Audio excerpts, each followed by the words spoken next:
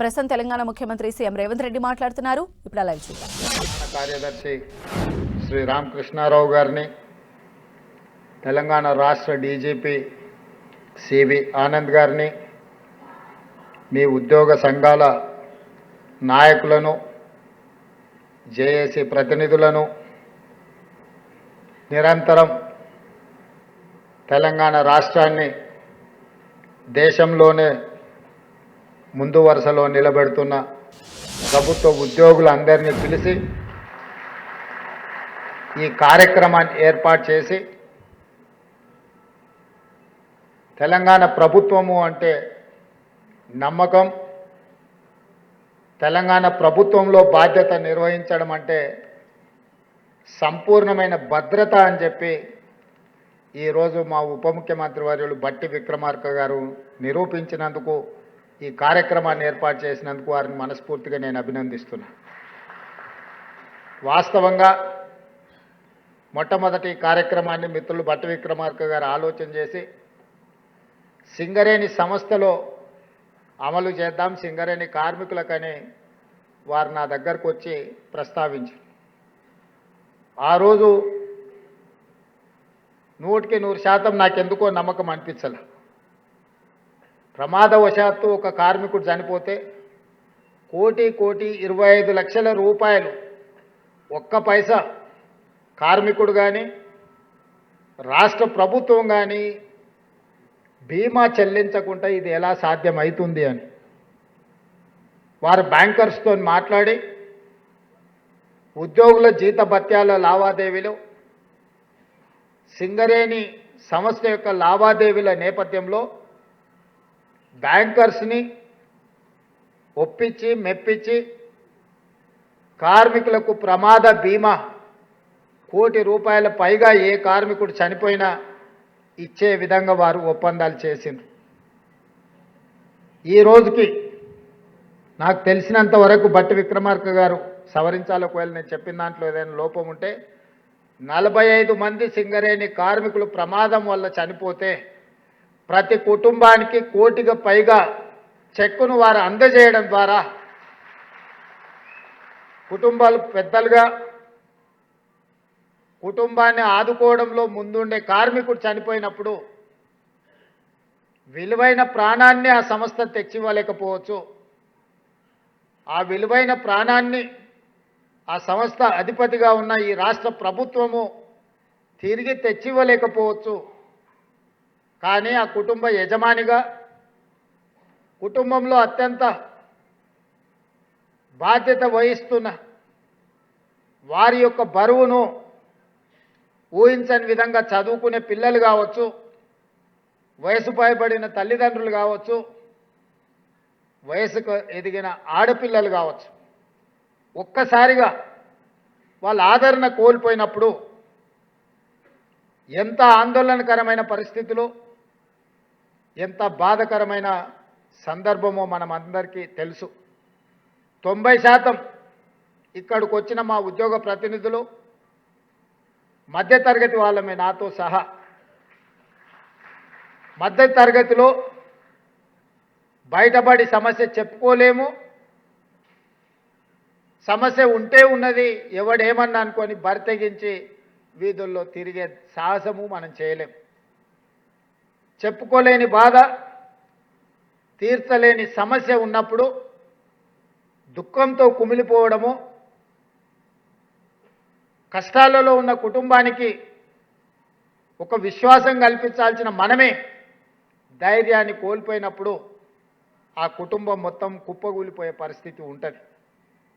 కానీ ఏ సంస్థకైతే, ఏ సంస్థ కోసం రెక్కలు ముక్కలు చేసుకొని పనిచేస్తున్న ఆ కార్మికుడు కానీ, ఆ ఉద్యోగి కానీ ఊహించని ప్రమాదంలో చనిపోయినప్పుడు ఆ సంస్థ 1,00,00,000 పైగా ఆర్థికంగా అండగా నిలబడితే 100% ఆ కుటుంబం మనోధైర్యంతో బ్రతకడానికి, సమాజంలో తలెత్తుకొని నిలబడడానికి, బతికున్నప్పుడు పలకరించే వాళ్ళు, బతికున్నప్పుడున్న బంధుత్వాలు మనం చితికిపోయినప్పుడు, లేకపోతే మన మీద చితి పేర్చినప్పుడు ఎక్కువ కాలం ఏవి నిలబడవు. సానుభూతి చూపించే వాళ్ళు ఉండొచ్చు, మన పట్ల సానుకూలత చూపించే వాళ్ళు ఉండొచ్చు. కానీ మన సమస్యలకు ఆర్థికంగా సహాయం చేసేవాళ్ళు చాలా అరుదు. అందుకే యజమానే ఆ బాధ్యత తీసుకోవాలి. ఇక్కడ యజమాని అనంటే సింగరేణి కార్మికులకు సింగరేణి సంస్థ, విద్యుత్ కార్మికులకు విద్యుత్ సంస్థ, రోడ్డు రవాణా కార్మికులకు రోడ్డు రవాణా సంస్థ, మీ అందరికీ రాష్ట్ర ప్రభుత్వమే యజమాని. ఆ యజమాని మీకు నమ్మకం, విశ్వాసం కల్పించడమే కాకుండా మీకు భద్రత కల్పించే బాధ్యత కూడా ఆ యజమానిదే. ఆ యజమానే తెలంగాణ రాష్ట్ర ప్రభుత్వం. మేము కాదు, నేను, బట్టి విక్రమార్క గారు, గడ్డం వివేక్ గారు, లేకపోతే పొంగులేటి శ్రీనివాసరెడ్డి గారు, మిత్రులు పొన్నం ప్రభాకర్ గారు, మేము కాదు యజమానులు. మేము కూడా ప్రజలెన్నుకుల సేవకులమే. ఒక రకమైన బాధ్యత మీకిస్తే ఇంకొక రకమైన బాధ్యతను మాకిచ్చిండ్రు. మనందరి యజమానులు ప్రజలే, ప్రజలెన్నుకున్న ప్రభుత్వాలే మీకు మాకు యజమానులు. ఆ యజమానే మనకు భద్రత కల్పించాలన్న ఆలోచన చేసి సింగరేణి సంస్థలో సాధ్యమైన ₹1 కోటి, కోటి పైబడి ఉన్న ప్రమాద బీమా భద్రత రాష్ట్రంలో బాధ్యత నిర్వహిస్తున్న ప్రతి ఉద్యోగికి అందించాలి అని మా మిత్రులు బట్టి గారితో నేనే ప్రస్తావించడం జరిగింది. అక్కడ సాధ్యమైనప్పుడు ఇక్కడ ఎట్లా సాధ్యం కాదు, సాధ్యం అవ్వడానికి అవకాశం ఉంది. బ్యాంకర్స్ని అందరిని కూడా మీరు పిలిచి సమావేశం పెట్టండి, వాళ్ళతో చర్చించండి, వాళ్ళని ఒప్పించండి. తద్వారా మన ఉద్యోగులు, మన కుటుంబ సభ్యులు అడగకపోయినా యజమానిగా ఈ ప్రభుత్వం బాధ్యత వాళ్ళకు భద్రత కల్పించాల్సిన అవసరం ఉందని చెప్పి, ఈరోజు మీరు అడగకపోయినా, మీ డిమాండ్లలో ఈ అంశం లేకపోయినా, ఈరోజు ఈ ప్రభుత్వం ఒక బాధ్యతతోని ముందుకు వచ్చి 16 రాష్ట్ర ప్రభుత్వంతో లావాదేవీలు నిర్వహిస్తున్న బ్యాంకర్స్ని అందరినీ పిలిపించి మీ సమక్షంలో తెలంగాణ రాజధాని అయిన హైదరాబాదు నడిబొడ్డున్న రవీంద్ర భారతిలో వీళ్ళందరితో ఒప్పందాలు చేపించి ఈ రోజు నుంచి మీకు ప్రమాదం ఏదైనా ఊహించని సంఘటన జరిగితే ఏది జరగొద్దు, 100 సంవత్సరాలు మీరు ఆరోగ్యంగా ఉండాలనేదే ఈ ప్రభుత్వం యొక్క ఆలోచన. ప్రత్యక్షంగా పరోక్షంగా ఈ ప్రభుత్వానికి మీరు సేవలు అందించాలి, ఈ ప్రభుత్వం యొక్క ప్రతిష్ట మీరు పెంచాలనేదే మా ప్రభుత్వం యొక్క భావన. అనుకోని దురదృష్టకర సంఘటన జరిగినప్పుడు మిమ్మల్ని ఆదుకోవాలన్న ఆలోచనతోనే ఈరోజు ఇంత మంచి కార్యక్రమాన్ని మా మిత్రులు బట్టి విక్రమార్క గారు ఏర్పాటు చేసిండ్రు. పెద్ద ఎత్తున మీరు చప్పట్లతోని వారిని అభినందించండి.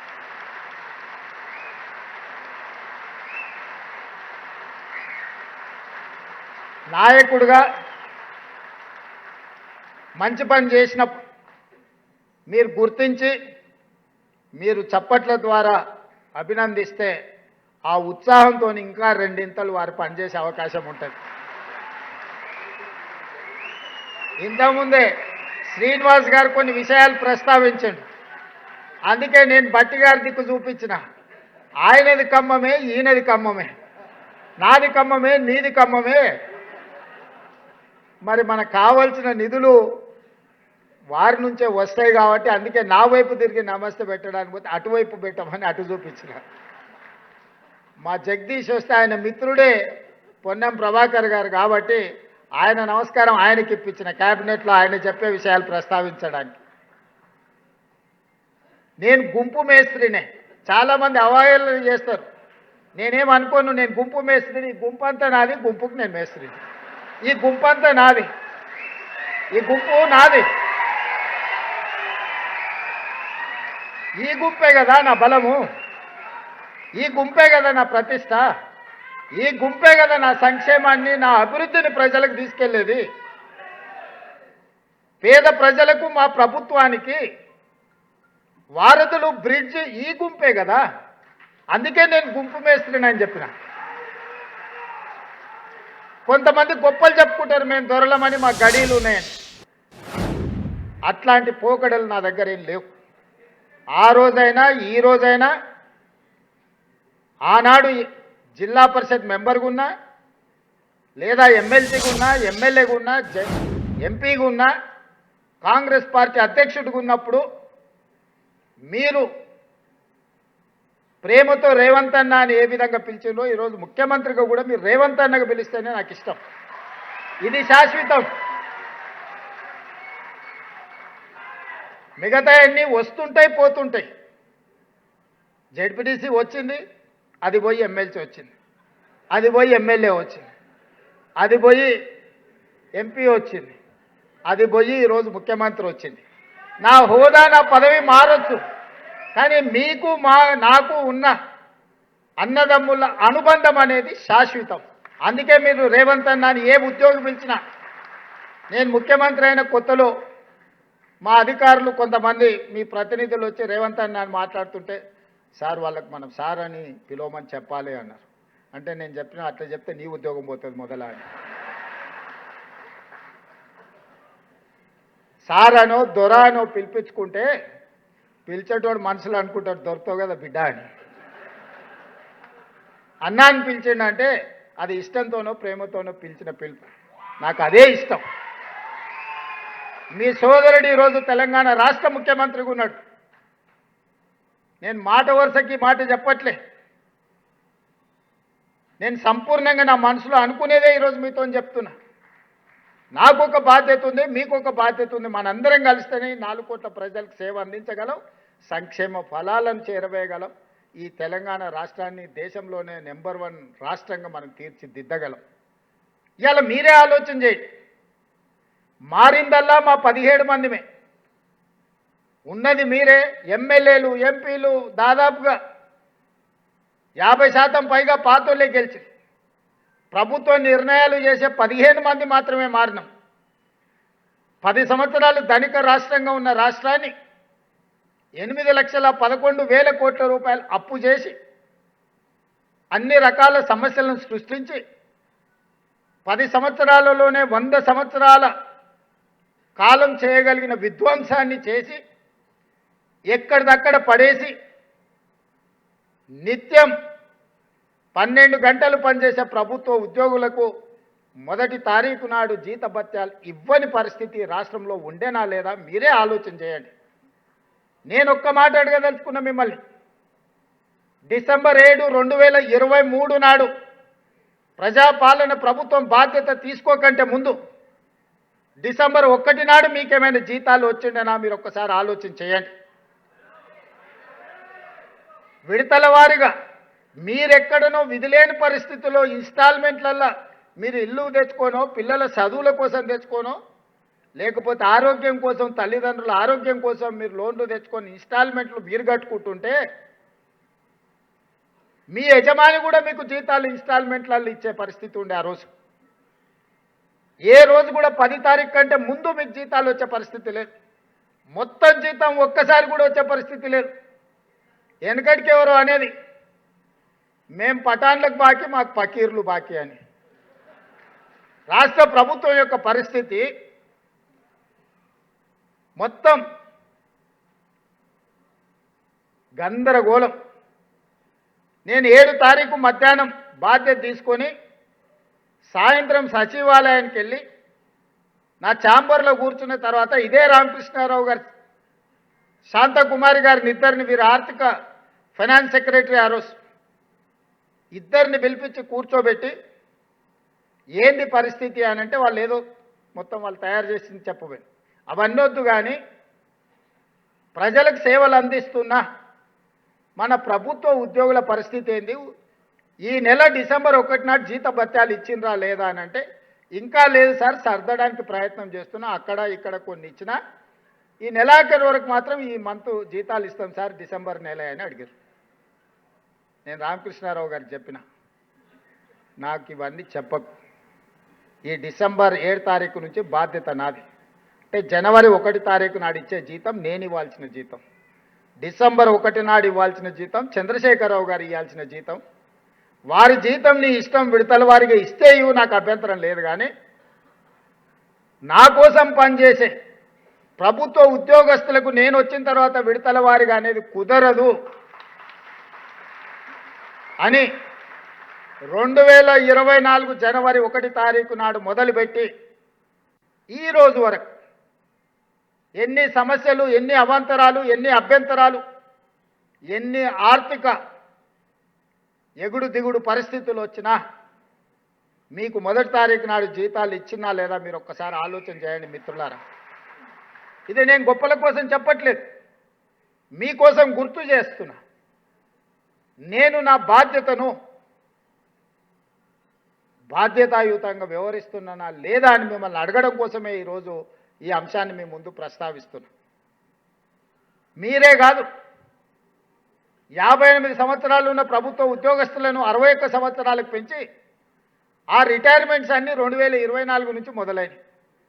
మూలిగే నక్క మీద తాటికాయ పడ్డది అన్నట్టు మీ జీతభత్యాలకే నేను ప్రయత్నం చేస్తుంటే ప్రతి నెల 1000 కోట్లు రిటైర్మెంట్ బెనిఫిట్స్ కూడా నాకు మళ్ళీ మోపైనాయి.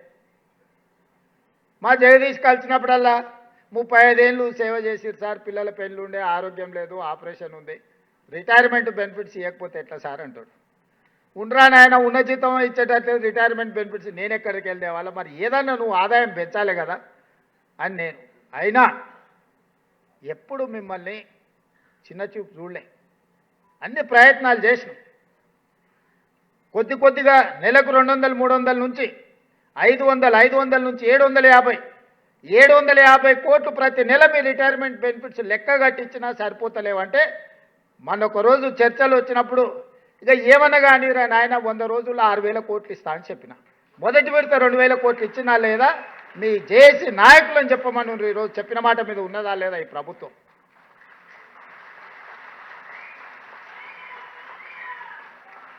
ఇదే కాకుండా మీ ఆరోగ్య భద్రత గురించి మాట్లాడితే అన్ని రకాల చర్చలు చేసి మిమ్మల్ని ఒక కమిటీ చేసి మా అధికారులను అందరినీ చేసి ఇంతకుముందే రామకృష్ణారావు గారు చెప్తారు, మొదటి సమావేశం 27 తారీఖు నాడు పెట్టుకున్నాం సార్, ఇక మొదలవుతున్నదే. ఏదన్నా చిన్న చిన్న అవాంతరాలు వచ్చినా మీరు సూచన చేయండి. మా ఇంటెన్షన్స్ రాంగ్ లేవు, మా ఉద్దేశాలలో తేడా లేదు.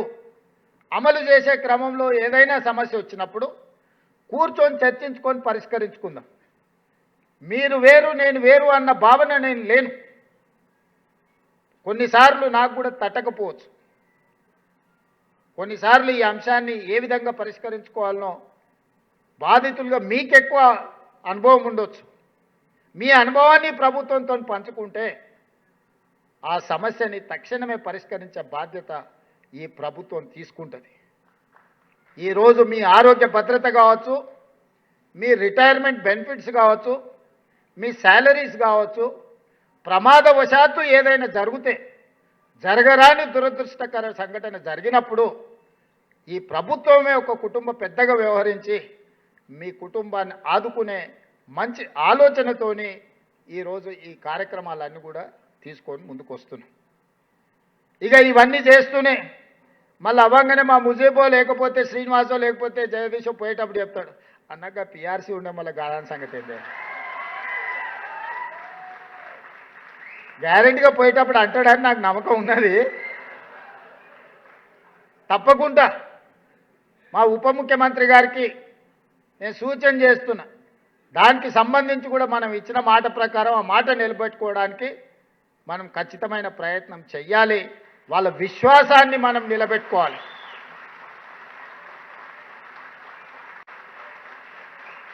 మీ విశ్వాసమే మా బలం.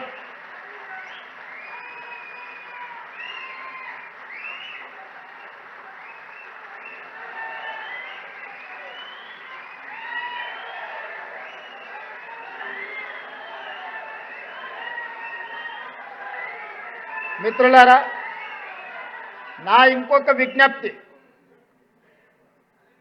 రోజుకొక గంట మనం అదనంగా పనిచేద్దాం.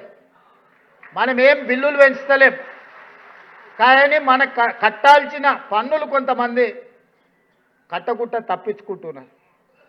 తప్పించుకునే వాళ్ళని పట్టుకునే బాధ్యత మీదే, నాదైతే కాదు. ఆదాయాన్ని పెంచండి. ఆ పెంచిన ఆదాయాన్ని మీ అవసరాలు తీర్చడానికి నేను ఉపయోగిస్తా అని చెప్పి నేను మీకు మాట ఇస్తున్నా. ఈ మధ్యనే మా జిఎస్టీ ఆదాయం పెరిగింది. మా శ్రీనివాసరెడ్డి గారు స్టాంప్స్ అండ్ రిజిస్ట్రేషన్లు కొంత ఆదాయాన్ని పెంచిండు. ఇంకొన్ని శాఖలలో మా ఆదాయం పెరిగింది. పెరిగింది ఏది కూడా వృధా చేయకుండా ప్రభుత్వ ప్రతినిధులుగా మీకే వాటిని ఖర్చు పెడుతున్నాం. ఇవాళ ఇందిరమ్మ ఇల్లు చిన్న ఆరోపణ లేకుండా 4.5 లక్షల ఇందిరమ్మ ఇల్లు పేదవాళ్ళకి ఇస్తే దాదాపుగా 7 నుంచి 8 వేల కోట్ల రూపాయలు లబ్ధిదారులకు పంచిపెడితే అనా పైసా అవినీతి జరగకుండా చిన్న ఆరోపణ లేకుండా ఈరోజు ఆ పథకం అమలు జరుగుతుందంటే అందులో మీ శ్రమ లేదా? అడిగిన ప్రతి పేదవాడికి రేషన్ కార్డు అందించిందంటే అందులో మీ సేవ లేదా? 3,28,00,000 పేదలకు 6 కిలోల సన్న బియ్యం అందిస్తున్నారంటే అందులో మీ సేవ లేదా? 47 లక్షల కుటుంబాలకు 200 యూనిట్లు ఉచిత విద్యుత్తును అందిస్తున్నామంటే అందులో మీ సేవ లేదా? 55 లక్షల కుటుంబాలకు 500 రూపాయలకే సిలిండర్ అందిస్తున్నామంటే అందులో మీ సేవ లేదా? ఈరోజు నర్సరీ నుంచి 12th క్లాస్ వరకు విద్యా ప్రమాణాలు పెంచి బ్రేక్ఫాస్ట్ లంచ్తో సహా నాణ్యమైన విద్యనే కాకుండా పౌష్టికాహారంతో ఈరోజు పేదలకు బుక్కడు బువ్వ పెట్టగలుగుతున్నాం, బ్రేక్ఫాస్ట్ పెట్టగలుగుతున్నాం అంటే అందులో మా ఉపాధ్యాయుల చొరవ లేదా? ఇవాళ స్వయం సహాయక సంఘాలకు 67 లక్షల మంది మా ఆడబిడ్డలకు 60,000 కోట్ల రూపాయల బ్యాంకు రుణాల లింకేజ్ ఇప్పించి 2,000 కోట్ల రూపాయలు సున్నా వడ్డీ పేరు మీద చెల్లించిన దాంట్లో మీ శ్రమ మీ కృషి లేదా?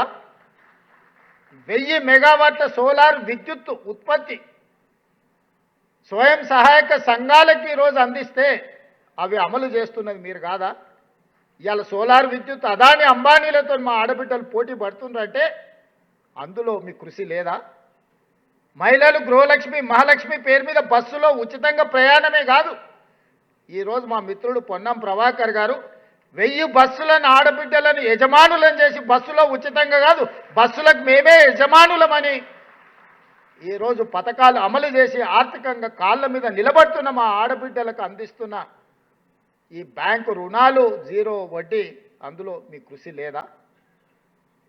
ఇలా చెప్పుకుంటూ వెళ్తే నిర్ణయాలు మేం చేసి ఉండొచ్చు, కానీ అమలు చేస్తున్నది మీరే కదా అమలు చేస్తున్నది పథకాలు ఇవ్వాలి. ఈ ప్రభుత్వానికి మంచి పేరు వచ్చితే అది మీ వల్లనే అని నేను సంపూర్ణంగా విశ్వసిస్తున్నా. తిరిగి రెండోసారి మళ్ళీ ఇక్కడ నిలబడి మీకు ఒకవేళ సేవలు అందించాల్సిన పరిస్థితి వస్తుందని నేను విశ్వసిస్తున్నా. దానికి కూడా మీరే వారధులు, మీరే సారథులు.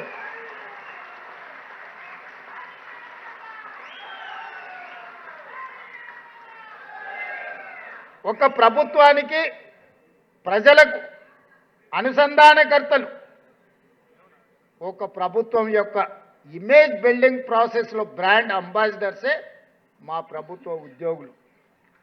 మా ప్రభుత్వ ఉద్యోగులు అర్ధాకలితోనో బాధతోనో సమస్యల వలయంలో చిక్కుకొని వడ్డించే మా ప్రభుత్వ ఉద్యోగి ఆకలితోని ఉపాసం పండితే పేదలకు సంక్షేమాన్ని ఏ విధంగా వడ్డిస్తాడు? అందుకే మీరు ఆకలితోని ఉండొద్దు, మీరు అవమానాలతోని బ్రతకొద్దు, మీరు ఆత్మగౌరవంతో నిలబడాలి అనేదే నా యొక్క లక్ష్యము, నా యొక్క ఉద్దేశం. నేను బాధ్యత చేపట్టిన తర్వాత ఈనాడు వివిధ శాఖలకు సంబంధించిన ప్రతినిధులు అధికారులందరూ ఇక్కడ ఉన్నారు.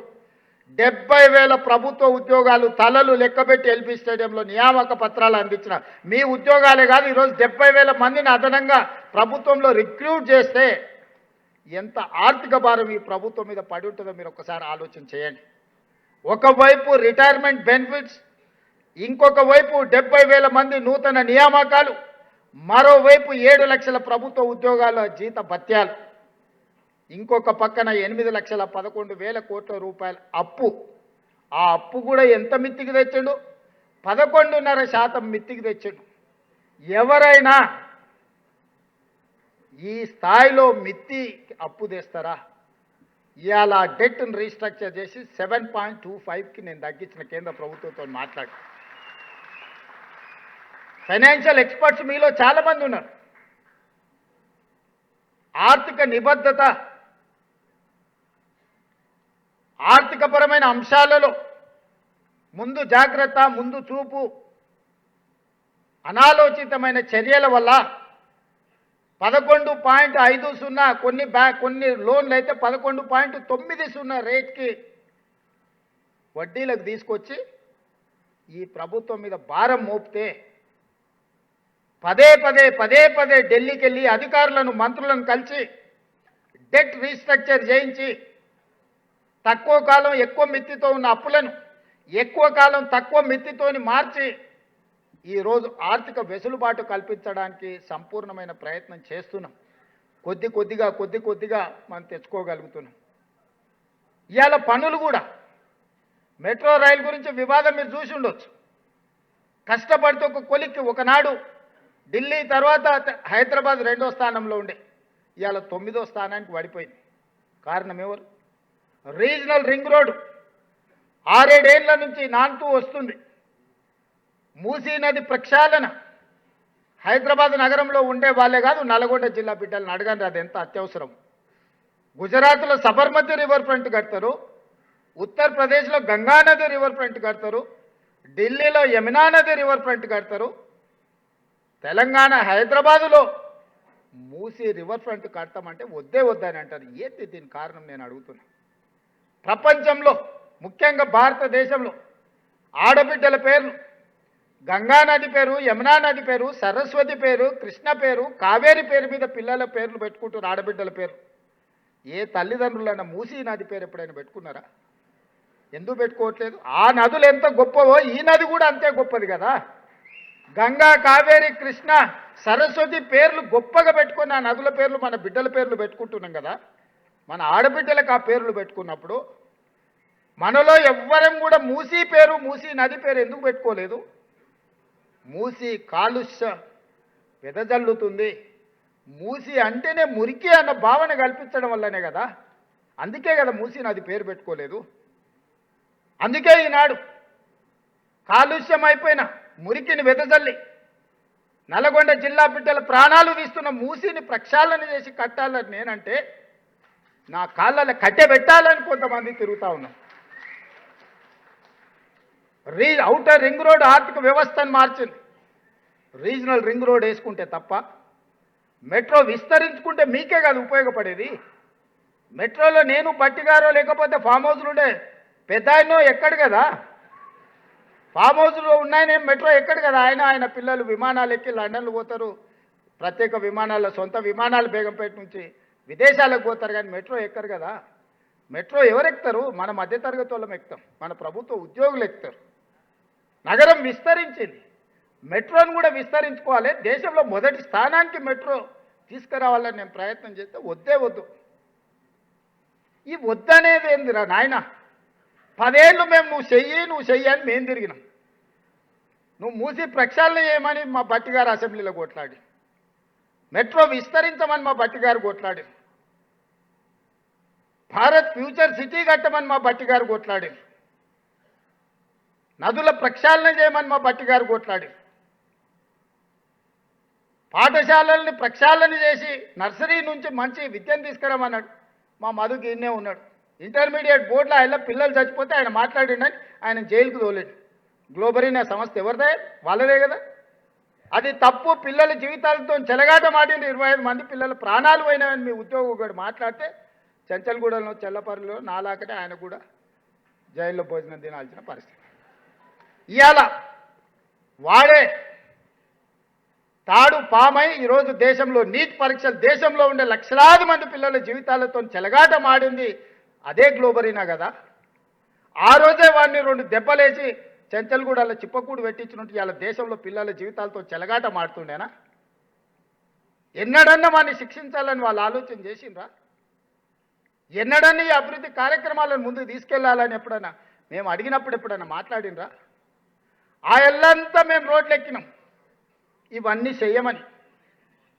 ఇవాళ కూడా వాళ్ళు రోడ్లు ఎక్కుతారు, ఇవేవి చేయొద్దు, ఇది ఇట్లనే ఉండాలి, తెలంగాణ సర్వనాశనం అయిపోవాలి, మాకు లేకపోతే మీకు ఉండొద్దు, మాకు లేనిది మీకెందుకు ఉండాలి, మాకు ఓట్లేని తెలంగాణ ప్రజలు ఉంటేంది పోతేంది సర్వనాశనం అయిపోతేందని తండ్రి కొడుకు అల్లుడు గద్దల్లాగా ఊరి మీద పడి తిరుగుతారు.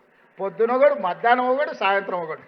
రూపాలు ఒకడు బైరూపులోడు ఇంకొకడు, శుక్రాచార్యుడు ఒకరైతే మారీచుడు ఇంకొకడు, సుబావుడు ఇంకొకడు, ఇట్లా తయారై పెద్ద రాక్షసులు పిల్ల రాక్షసులు అందరూ ఊరి మీద పడి లేస్తే బకాసురుడు పంట ఏంది ఉంది కదా తినడానికి కుంభకర్ణుడు ఫామ్ హౌస్లు ఉంటే కుంభకర్ణుడు బయటకు వస్తే బకాసురుడు కథలాగా ఉంది. ఎట్లా ఉద్యమంలో మా ఉమ్మక్క మొత్తం పోగొట్టుకోలే, ఎంత పెట్టింది, సర్వం పెట్టింది, ఆస్తి అంతా ఉన్నదంతా బిడ్డకి ఇవ్వకుంటే తెలంగాణ ఉద్యమంలో పెట్టింది. ఏమి లేదు మా ఉమ్మక్క గాడొచ్చి కూర్చున్నది, మీ ఉద్యోగే కదా, రిటైర్మెంట్ బెనిఫిట్స్ కూడా తీసుకొచ్చి తెలంగాణ ఉద్యమంలో పెట్టింది. కొంతమన్నా కృతజ్ఞత ఉందా వాళ్ళకు? ఇవాళ శ్రీకాంతాచారి తల్లిని నేను మహిళా కమిషన్ మెంబర్ వేసిన, చాకల ఐలమ్మ మనవరాలు చాకల మహిళా కమిషన్ మెంబర్ వేసిన, అక్నూరు మురళిని విద్యా కమిషన్ చైర్మన్ చేసిన. ఇట్లా చెప్పుకుంటూ వెళ్తే తెలంగాణ కోసం సర్వం కోల్పోయిన వాళ్ళని నేనేస్తే వాళ్ళు ఎవరికి ఎమ్మెల్సీలు ఇచ్చారు, ఎవరికి రాజ్యసభలు ఇచ్చారు, ఎట్లాంటి వాళ్ళకి ఇచ్చారో మీరు ఒకసారి ఆలోచన చేయరు. ఇవేవి చేయొద్దు అంటారు. మరి ఏం చేయాలన్నా నేను? మీకు భజన చేయాలన్నా, మీ ఫామ్ హౌస్ కాడ కాపలా కూర్చోవాలి, ఏం చేయాలి? ఏం చేయాలి చెప్పు. అందుకే ఇట్లా చేయొద్దంటే చింతబర్గ్ ఇరుగుతుందని చెప్తున్నాను నేను. గంటేగా చీల్చి చింతకు కడతా, చింతమడక కోవాల్సి వస్తుంది, మీరు అందరు కట్టగట్టుకోండి అని చెప్పదలుచుకున్నాను. అందుకే మిత్రులారా, ఈ తెలంగాణ రాష్ట్రాన్ని భవిష్యత్ ప్రణాళికల కోసం 30 నెలలు నిరంతరం మీరు నమ్మినా నమ్మకపోయినా 16 నుంచి 18 గంటలు ఏ రోజు అంతకంటే ముందు నేను పడుకోలే, ఒకరోజు సెలవు కూడా తీసుకోవాలి. మీరు మొత్తం తీయండి.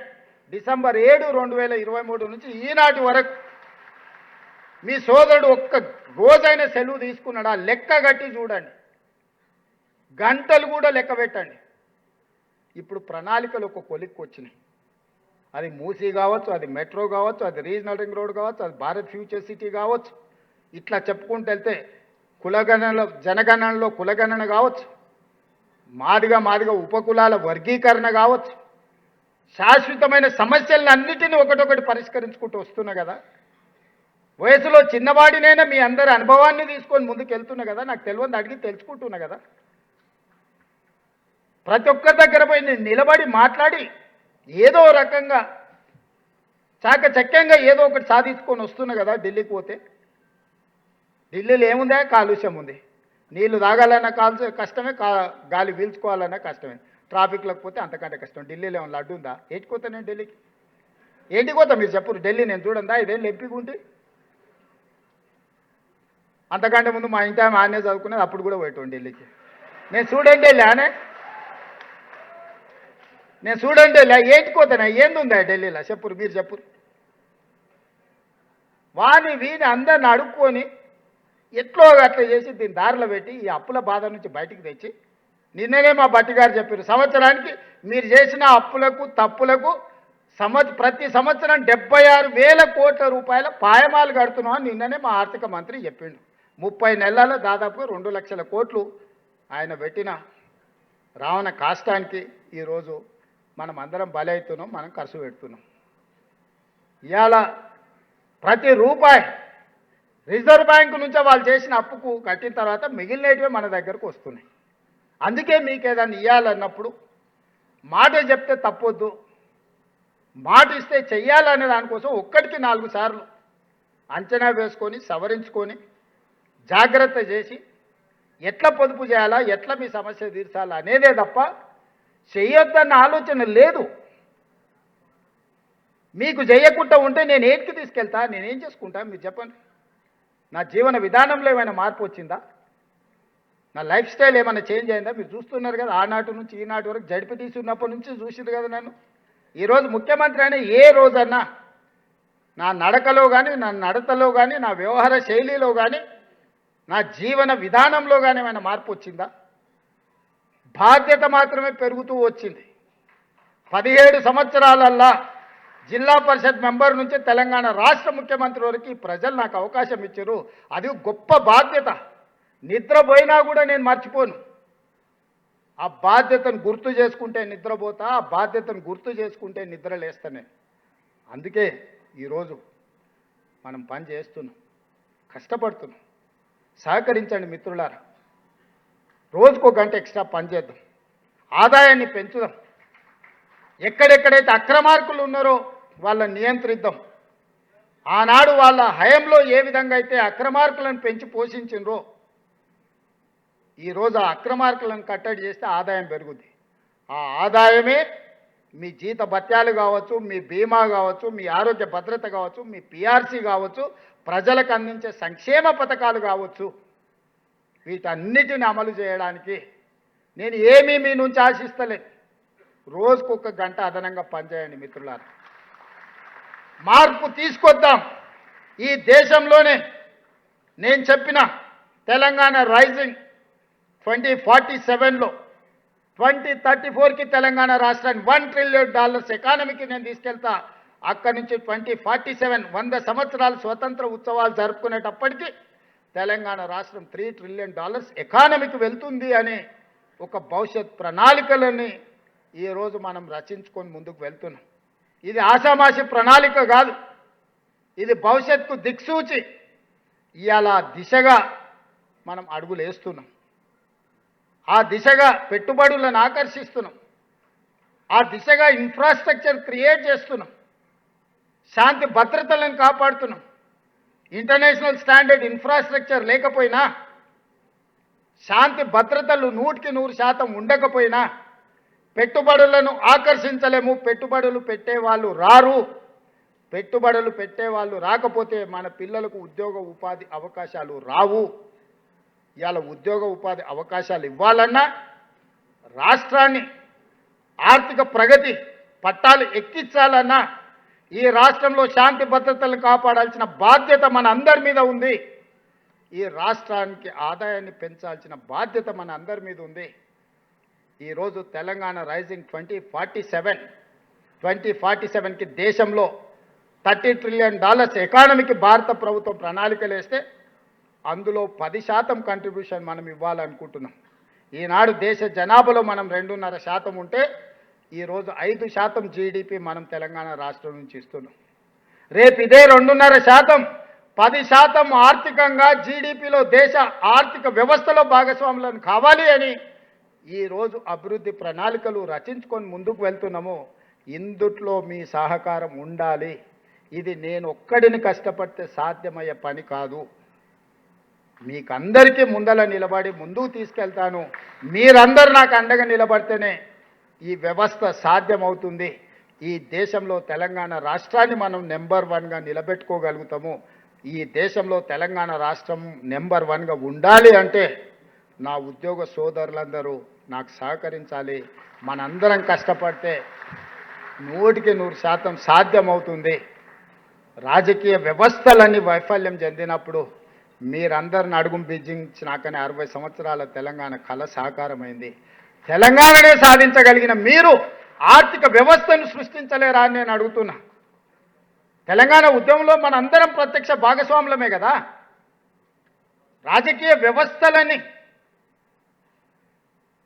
తమ చేత కాదు అని కాడి కింద పడేసినప్పుడు పొలిటికల్ జేఏసీకి నాయకత్వం మీలో ఉండే ఒక ప్రొఫెసర్ నాయకత్వం వహించి లక్షలాది ఉద్యోగులు రోడ్డు మీదకి వచ్చినాకనే కదా తెలంగాణ రాష్ట్రం వచ్చింది. కొంతమంది తమ ఖాతాలో రాసుకోవచ్చు, అధికారం వచ్చింది కదా అని రాసుకున్నదే చెల్లుతుంది, చెప్పిందే వేదంగా ఉంటుంది అని అనుకున్నారు. కానీ అట్లా అనుకున్న మహామహులం అనుకున్న వాళ్ళందరూ కూడా కాలగర్భంలో కలిసిపోయారు. మన కళ్ళ ముందల నిజామే ఉన్నాడు. నిజాం కంటే కొత్త ఉదాహరణ మనకేది అక్కర్లేదు. అందుకే ఈరోజు ప్రజలు రాసుకున్న తెలంగాణ, ప్రజల కోసం తెచ్చుకున్న తెలంగాణ, ప్రజల కోసం పనిచేస్తున్న ప్రభుత్వ ఉద్యోగులకు భద్రత కల్పించే బాధ్యత మాది.